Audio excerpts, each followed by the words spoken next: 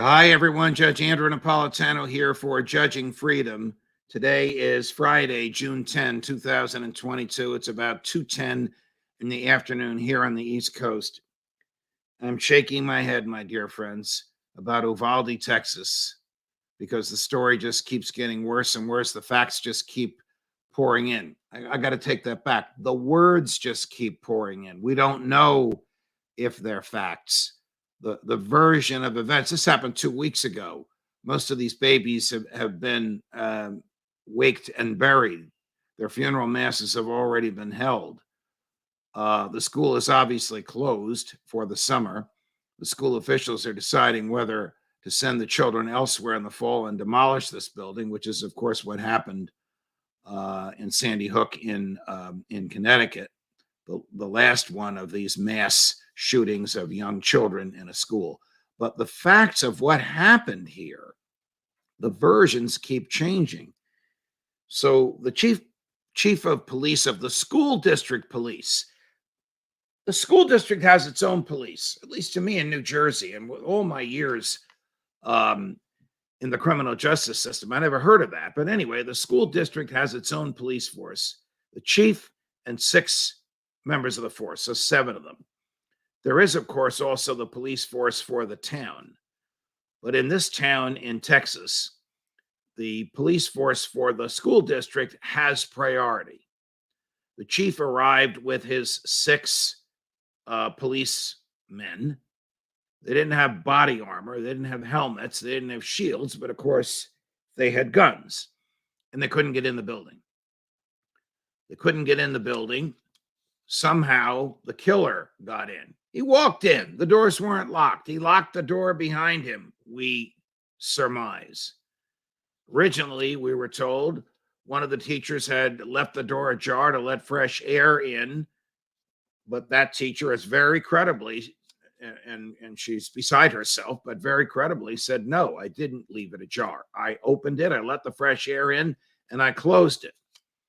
And it locked. And you couldn't get in from the outside. So the police chief of the school district police department is there with his 6 policemen waiting for a key. During that time period, 12 of the 19 babies that were slaughtered in the classroom were still alive. We know this because the wife of one of those 6 police officers was a teacher in the next classroom. And she called her husband to say she had been shot, the children have been slaughtered, but it looks like a lot of them can be saved. Get in here. Get them to EMS. Stop the bleeding. But the chief insisted on waiting for a key. He said we couldn't break through the door. You can break through a window. There's got to be a way to get in, or you ought to have had the key, or you ought to have found somebody with a key. Look, I know that Monday morning quarterbacking is flawless. It breaks my heart for what happened. But we know that the Uvalde police chief was aware of the nature of the injuries.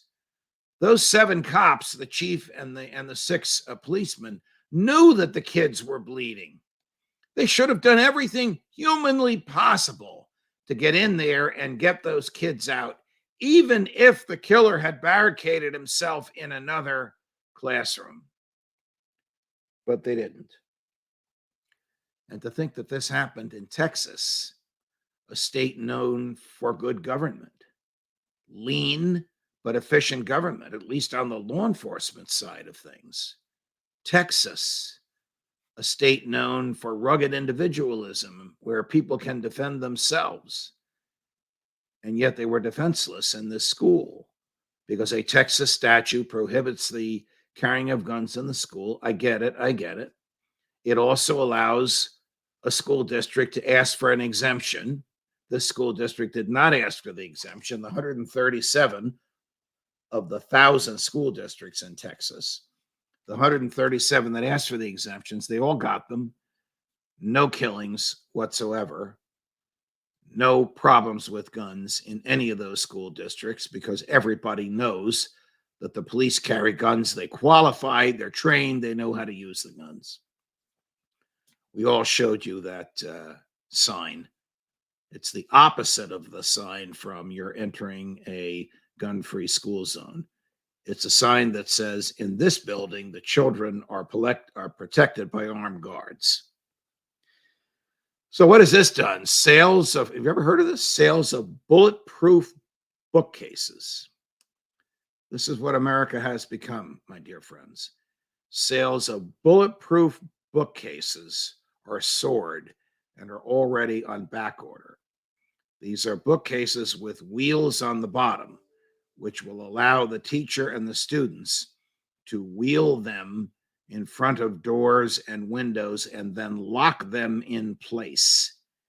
And then these killers can't shoot through them. What a terrible state of affairs. It could get worse, of course. If you're in New York and you want to protect yourself with a bulletproof vest, you can't do it. Because bulletproof vests are now illegal. You want to protect yourself with Kevlar or any type of armor because you're a journalist and you're going to be in a dangerous area, or just because you're terrified of being shot to death by a crazy person, can't do it.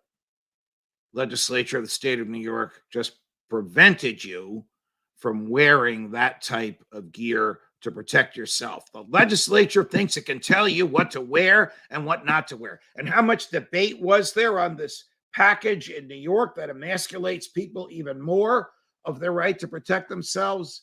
Zero debate. The Democratic governor just sent a list of 8 laws that she wanted to the legislature. The legislature dispatched their in-house lawyers to write up these laws. The Democrats control more than 2/3 of each house, so the Republicans are numerically fruitless and helpless. Zero debate. Legislation passed. Nobody even examined it. No committee hearings, no challenge, no nothing. The government's going to tell you what to wear and what not to wear in New York. The government's going to tell you can't protect yourself in a school in Texas unless you ask for an exemption. You all know me. I have been arguing for years that the right to keep and bear arms is a natural right. A natural right is a right that comes from your humanity. It is a claim against the whole world.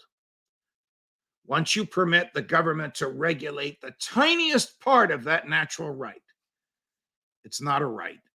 It's transformed into a privilege.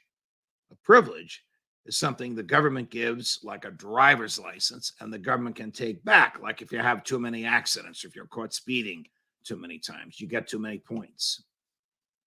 The right to protect yourself, my friends, is not a privilege. It's a natural right. The right to protect yourself using the same means that the bad guys use and that the government uses is a natural right. It's not a privilege. And whenever the government tries to legislate, tries to regulate, tries to control, tries to interfere with that natural right, it transforms it from a right into a privilege. I mean, it transforms it theoretically. You still have the right, but they're going to interfere with it by punishing you if you exercise it. All these people all over the country dragging the survivors before legislative committees to tell their stories, which are tearjerkers. It's very difficult to watch this stuff. They're all looking at it the wrong way. Anybody willing to kill babies in a classroom or defenseless people in a supermarket with one entrance and one exit is not going to obey the gun laws.